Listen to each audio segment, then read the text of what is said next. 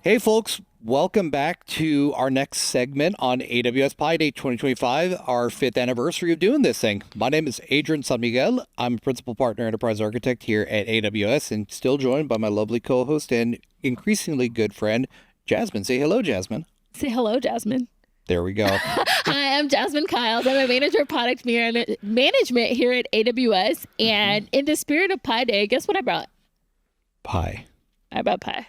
There Here we go. This is for you. I thank you. We're going to have a big slice of this here in a little bit, but for now, we are going to be joined by a special guest talking about an exciting new launch. So, Diane, if you wouldn't mind introducing yourself, letting us know what you do here, your favorite slice of pie, and why you think pineapple belongs on pizza. I'm afraid I'm not an expert on pies, but okay. That looks delicious, though. Hello, all. My name is Dayanand Rangegoda. So I'm an engineering leader. I lead SageMaker Unified Studio. So excited to be here. Awesome. So, Diane, I understand you have been very, very busy working on helping meet our customers where they are. So if you let us know, we talk a ton about data being and data integrity being a good foundation for an AI strategy. Very curious to hear your position on that, and let us know what you've been hearing from customers about the challenges that they've been having lately. Yeah, that's a great question, Adrian. So one of the main challenges that customers are having today is how easy it is for them to work across different services. AWS has been great, and there are amazing purpose-built services to get the job done, but customers have to use more than one services to get the job done. That's a little hard today, so they have to do all the heavy lifting. So Unified Studio solves that problem. Yeah. And the cost that is involved, time to market, and the productivity, those are some of the key challenges that we intend to solve using Unified Studio. Especially, those are some of the things that customers really love to hear is like, you're going to be efficient with my costs, you're going to be efficient with my time, and I'm going to be able to be super productive and really collaborate across the organization. Totally, yes. Yeah. Those are some of the key challenges. Yeah. What were you saying, Adrian? Data is gravity. We've been saying that for a long time, almost to the point where it seems a little cliche, but it's the truth. And especially when you have mountains or lakes or heaps of data, you can't easily move it at all. And giving access to it can also be a bit of a double-edged sword at times. So, Diane, very curious to hear how does SageMaker Unified Studio go about and solve these challenges? It's one thing to provide access to the data. It's another thing to, in my opinion, administer and moderate that. Yeah, totally. Yeah. SageMaker Unified Studio, it's a collection of multiple capabilities that includes SageMaker Catalog, SageMaker Lakehouse.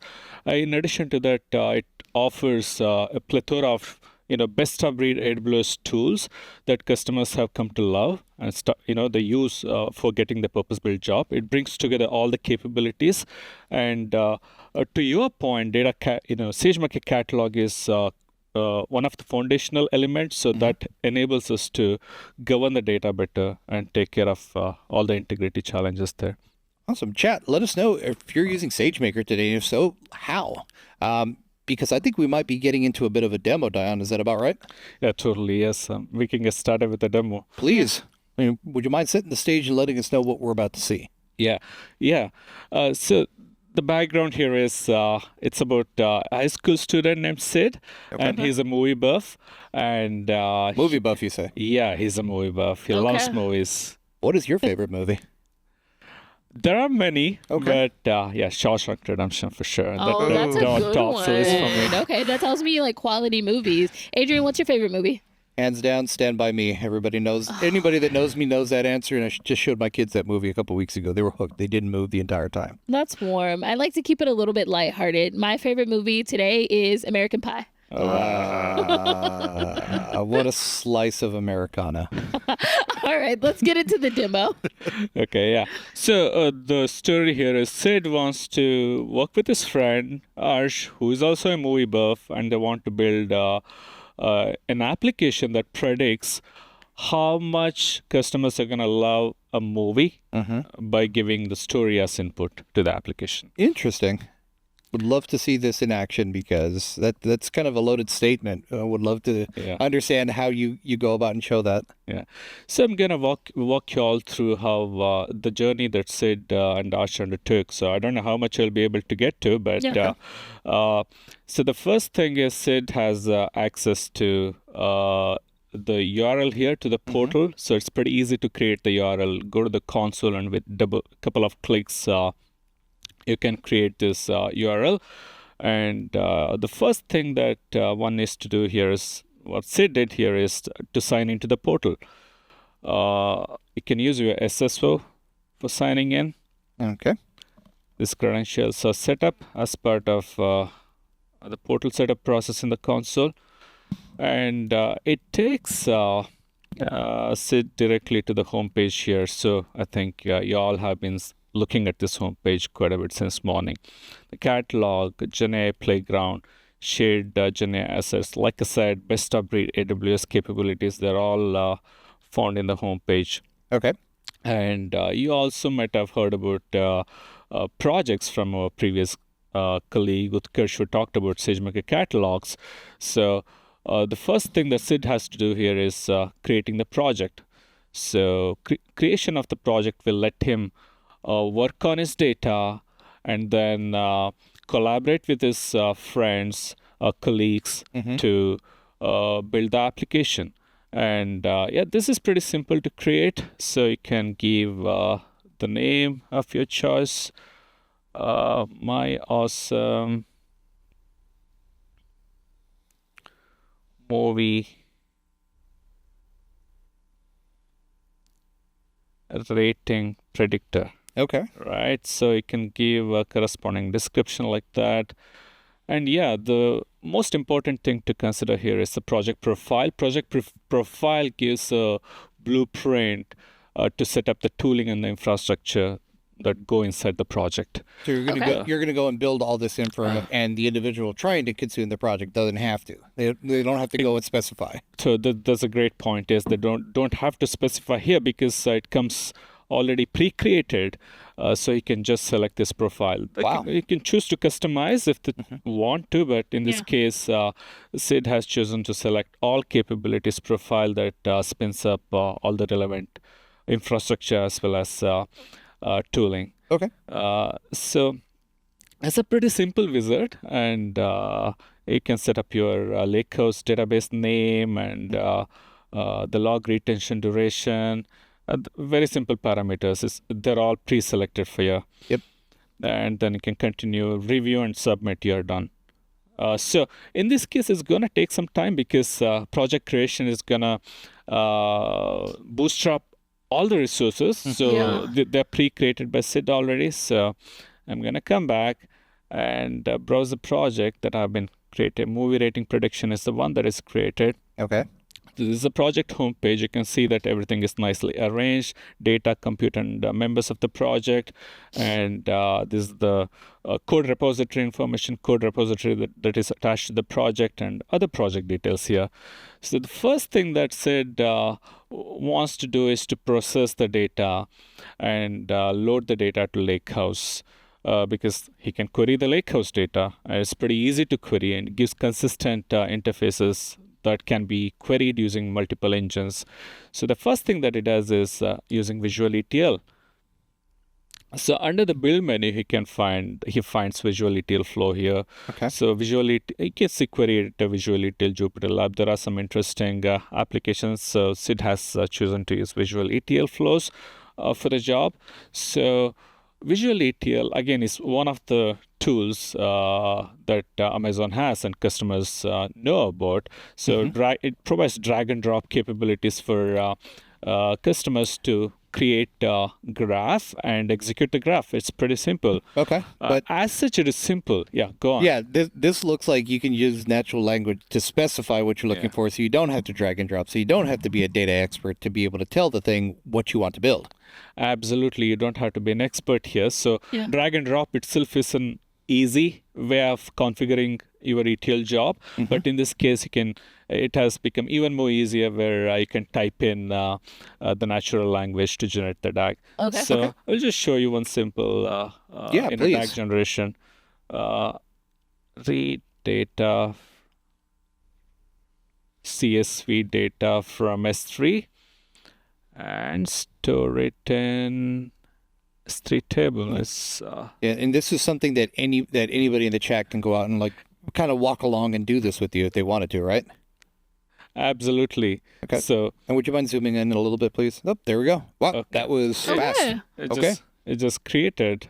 So now all that needs to happen is just come and configure where the data is, and and it just run the job. It will run the ETL job by provisioning the instances in the backend, and it stores all the data to Lakehouse. And you don't have to be an infrastructure expert. You don't have to be a dev. You don't have to be a data scientist to get started and actually go through and do this. Absolutely, yeah. This you're is right. giving me some ideas. You're going through the movie rating predictions, but I think I might go take all of the ingredients for all the pies and put together some kind of generator. Oh. Yeah, that's a good one. So I'm gonna come back and show. Sid has already gone through this process, and he has created multiple flows already, and data is already copied or moved over to Lakehouse. Okay. So this is the first step. As a next step, Sid wants to query the data. So he comes to Query Editor. Again, Query Editor is one of our one of the existing tools that customers can find in Redshift. So now here we're standardizing on Query Editor. Like I said, we are bringing in best of breed tools for customers to do their job better, while not offering duplicate tools. So when I say that, you can see that customers can either use Redshift or Athena to query the data. Okay. Right? Using the right tool for the job versus, to your point, 72 different ways to do the exact same thing. Exactly. Yeah. That is a status today, because when AWS has so many purpose-built services, it's invariable. Invariably, you will find the duplicates. But here we are standardizing. Here everything is and it looks under great. one umbrella. Thank you. So here, I'm gonna execute a query for you, Adrian, Jasmine, or the audience. Let's see. I'm gonna bring up the top rated movies. I mean, let's see. I've got my opinions. I have very, very sharp opinions in this domain. A good friend of mine and I spent an unhealthy amount of time watching movies, pros and cons, why it was good, what the themes, what the motifs are, archetypes, etc. So this is kind of near and dear to my heart. Yeah. You know what? I mean, yeah. So I'm bringing up only top 20 movies. Okay. So Really? Really? That's interesting. Attack on Titan, the movie, is a top. No, I've got opinions. That's a good point. You know what I've done? I've used 10,000 as the vote. So it seems like less popular movie. So, but Shawshank Redemption, my favorite movie that appears here on top, 3 million votings. Pretty much the whole world has voted for this movie. All right. So, yeah, I mean, I can, Oh, wow. What I'm gonna do is I'm gonna increase the vote count to 100,000 so that I can filter out Attack on Titan. No, that's good. That's gonna. Oh, there we go. Oh, there we go. Now we have some good movies. That looks a little bit better. 12 Angry Men deserves a higher rating. Okay? Henry Fonda was fantastic in that. See what I mean? You see what I mean? All this useless stuff sitting in my head at all times to have these type of conversations. Yeah. Okay, so like I said, you can use multiple engines, Redshift, and you can also use Athena here, right? Yeah. Athena is another engine. So Sid has executed multiple queries here. So one of the things that that Sid has done here is using unload operation. And unload would copy the data over to S3 again, so that can be taken up for further processing for machine learning and for transformation before models are built. No, this is really intuitive and easy for folks to go through and start. I hate to say the word manipulating, but it's actually specific in a positive connotation. You're working with your data set to get the specific view of what you're looking for to better inform you to go make a decision or have an understanding of the aggregate trends that are happening in your data. Yes, totally. And here, I will just give you all a quick demo. Okay. Unload curated data on Pi Day, Okay. right?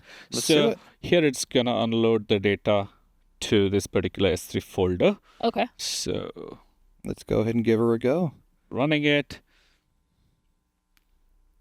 And I did throw it out to chat. I did make a horrible mistake, and I'm kind of embarrassed. Don't know why I threw Henry Fonda out there. It was Gregory Peck. Gregory Peck was the lead in 12 Angry Men. Okay, so here query is executed successfully. 3.8 seconds. Athena infrastructure was spun up, and it queried the data, joined the tables, and the data is all copied over to S3, right? And that So was, now- what, 3.8 seconds, it looks like? 3.8 seconds is Would have been Fly. better if it was 3.14159. But hey, who's Absolutely. counting? Who's counting? exactly. So I'm just gonna show the data here. Okay. And again, just the ease in being able to browse through this and not have to switch windows, not have to change contacts, not have to remember the thing you were specifically doing. You get a pop-up, have to relog in, and it breaks the workflow. This is just a quality of life enhancement that the average developer is told it is going to not only embrace but wholly appreciate. Yeah. Totally rightly said, Adrian. I mean, if you really see, okay, the data is here. Data is all dumped here, Oh, nice. as I There we said. go. So the point here is, like you rightly said, I use Glue, right, through Visual ETL to perform ETL jobs to copy the data from S3 to Lakehouse. And here I used Athena and I used Redshift. Everything I'm able to do from single umbrella, right? Yep. One tool wherein I'm not leaving the tool. I could easily process the data, and I'm querying the data, and I'm ready to go to the next step to combine this data for machine learning. Yeah, and like you mentioned before, this brings a variety of like roles together, right? So we're seeing it from the analysts, the engineers, the data scientists, maybe somebody who's on the front end of building the app, and you're able to bring all of these resources into one place in this project. That's an amazing point, Jasmine. Totally, yeah. I mean, multiple users can come collaborate here, and they all find the data and resources shared as part of the project. They can collaborate very efficiently. Yeah. And, to that point, even the personas, spectrum of persona, right? It is blending in the sense single person is able to come and wear multiple hats. I know you're wearing five hats, but they'll be able to wear multiple hats and able to carry out different jobs, like, doing the ETL job, SQL engineering, and then data engineering. So all of that, right? So as a next step, we're moving on to Jupyter Lab, which is a tool to process the data. And here the SID wants to combine this data to move over to the next step, that is machine learning, right? So here you can see the Python code here. It looks complex. I mean, it's been a while since I coded, but still, Yeah. right? So now we can just ask simple questions here, right? And it is integrated with Q developers across all the tools, so that you get necessary assistance wherever you go, like your sidekick. Yeah. Oh. Did you see it? Yes, I did. All right, let's go. I see two different questions. You want to grab the first one? Yeah, so ARRJ Berger said, is there a way to bring an existing Glue ETL flow into a SageMaker Unified Studio project? That is coming very soon. Okay. Yeah. Okay, awesome. Second question I saw, we were talking about machine learning. We're starting to blur some lines here. Does SageMaker Unified Studio work with Bedrock? That's a great question. Yes, absolutely. I mean, one of the things here is you can build your chat applications. So Bedrock is integrated. You can see the app development here. You can come and build your chat agent, or you can build any application, Bedrock, Gen applications. So that is one of the things. Like I'm saying, the tools and capabilities that span across different variety of services in Amazon are all under the umbrella of Unified Studio. Yeah. All right. Well, that is all the time that we have for this demo today. Where can people go to get started? What's next? Yeah. So it's pretty easy to get started with Unified Studio. You all can log into AWS console, and it's very easy to create a domain with a couple of steps, and you can get started and take it for a spin. And we hope you're gonna enjoy working with Unified Studio it's going to solve all your problem. Thank you. Yeah, awesome. Well, this is AWS Pi Day. Stick around for more content. We have a couple of more very interesting things for you. Adrian, what are you looking forward to? Looking forward to talking shop again. We did some time traveling here. Yep. If you remember correctly, we've got a session that we're going to bring to you while we take a short break here, but hang tight. We've got a lot more cool stuff to talk to you about. Look forward to it. Stay tuned. We'll be right back.